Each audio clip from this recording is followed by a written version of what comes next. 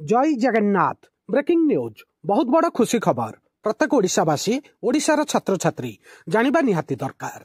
Video start करिबा video को शेष जाए देखिबे। भारत में परिवेश पर्यटन पई एक गर्वर मुहूर्त रे आम ओडिशार सुनापुर आउ पुरी बेलाभूमि को पुणी थरे 2025-26 वर्ष पई प्रतिष्ठित ब्लू फ्लैग प्रमाण पत्र मिली। यह एक अंतर्जातीय सम्मान विश्व स्तर रे सबुठारु स्वच्छ एवं परिवेश दृष्टि स्थायी बेलाभूमि मध्य सेमानंकर स्थान को पुनः निर्दिष्ट करिसेंती। दुईटी बेलाभूमि पुणी नील पताका जितिबा सहित ओडिशा विश्व मानदंड स्थापन करिछि।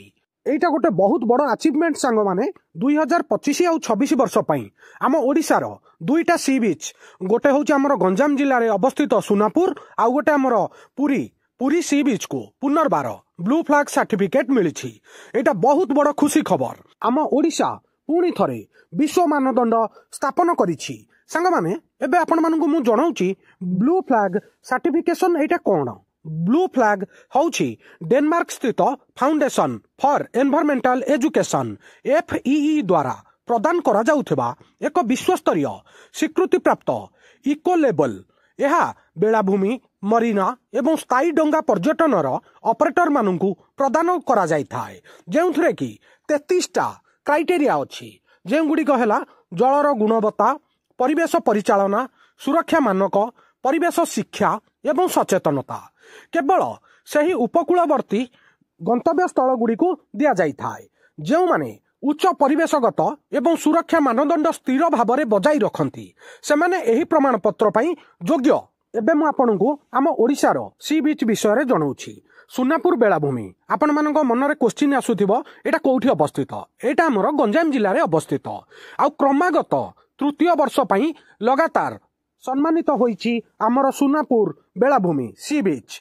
यह निर्मल बाली नदी उपसागर संगम एवं संप्रदाय नेतृत्वाधीन संरक्षण प्रयास पई जनाशुना। परिवेश संवेदनशील डिजाइन, नियमित वर्ज्यवस्तु ऑडिट, जलर गुणवत्ता जांच एवं बेलाभूमिर सफाई द्वारा समर्थित। एबे पुरी सी बीच विषय रे जानिबा। नील पताका मान्यता पाइबारे लगातार सप्तम थर कंटिन्यूअसली एटा होउछि हम पुरी सी बीच रो सप्तम टाइटल। भारतर सबुठारु प्रसिद्ध तीर्थस्थल एवं पर्यटन बेलाभूमि मध्यरु गोटिए आमर पुरी। शंखक्षेत्र पुरी स्मार्ट वर्ज्यवस्तु निष्कासन व्यवस्था एवं उच्च सुरक्षा मानदंड पई एई थर भी सम्मानित होईछि।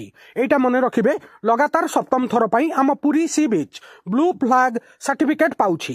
एबे 2025-26 मसिया रे भारतर नेशनल लेवल ले केतोटा दिया जाईछि ता विषय रे जणाउछि। 2025-26 मसिया पई 13टी बेलाभूमि को स्वीकृति दिया जाईछि, जेंथुरु 12टी को संपूर्ण प्रमाण पत्र मिली। आउ आम ओडिशार दुईटा सी बीच अछि, सुनापुर आउ पुरी।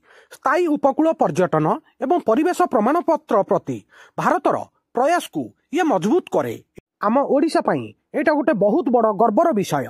एबे अधिकारी माने स्थानीय अंशग्रहण, वर्ज्यवस्तु परिचालना व्यवस्था रे कठोर कार्यान्वयन एवं सबुज पर्यटन भित्तिभूमिर निवेश को यही सफलतार श्रेय दैछंती। सुनापुर रे परिवेश व्यवस्था बजाई रखिया पाई स्थानीय प्रशासन एवं ग्रामवासी प्रयास विशेष भाव में उल्लेखनीय। आमर ओडिशार सी बीच रे पर्यटक मानकु बहुत गुड़िया सुविधा मध्य दिया जाइछि, जेमिति कि तालीम प्राप्त लाइफ गार्ड एवं पैरामेडिक्स, व्हील चेयर सुगम पथ, शून्य तरल निर्गत वर्ज्यवस्तु प्रणाली, CCTV मॉनिटरिंग एवं सुरक्षार पर्यवेक्षण, पारिवेशिक शिक्षा कियोस्क। यही सुविधा गुड़िक निश्चित करे जे परिदर्शक माने एक स्वच्छ, निरापद एवं सूचनाप्रद बेलाभूमिर अभिज्ञता उपभोग करिथांती। एबे कंक्लूजन पॉइंट आपनकु जणाउछि आपण मानकर एग्जाम पॉइंट ऑफ व्यू पई जतिक इंपोर्टेंट। कंक्लूजन, सुनापुर बेलाभूमि लगातार तृतीय वर्ष पई ब्लू फ्लैग सर्टिफिकेट पाइछि। आ पुरी बीच लगातार सप्तम वर्ष पई ब्लू फ्लैग सर्टिफिकेट पाइछि। आ नील पताका कार्यक्रम परिवेशगत शिक्षा फाउंडेशन FEE द्वारा परिचालित। कभर होइथिबा क्राइटेरिया विषय रे जानिबा जल गुणवत्ता, अपचय सुरक्षा एवं सचेतनता समेत 33टा पॉइंट उपरे ए क्राइटेरिया निर्भर करिथाए। आ भारतर नील पताका बेलाभूमि 2025-26 पई 13टी स्वीकृति प्राप्त। एबे वर्तमान 12टा को फुल सर्टिफिकेट मिलिछि, जेउथिरे आम ओडिशार दुईटा सी बीच बेलाभूमि अछि। सांग माने बहुत बड़ करेन्ट न्यूज खुशी खबर गर्वर विषय संपूर्ण डिटेल मु आपण मानकु ब्रीफ आउ समराइज करके जनइली। वीडियो केमिति लागिला निज ओपिनियन कमेंट रे जनइबे, वीडियो को लाइक करिवे, समस्त सांगसाथी प्रत्येक ओडिशावासी ओडिशार छात्र छात्री युवपीढ़ी पाखक शेयर करिवे। नुआ थिले वर्ल्ड अफेयर मधु जिके ओडिया चैनल को सब्सक्राइब करिवे। सबुदिन इंपोर्टेंट जिके current affair sports affair world affair employment news notification आपण मानकु एठारे मिलिथाए। वीडियो देखिथिबारु बहुत बहुत धन्यवाद।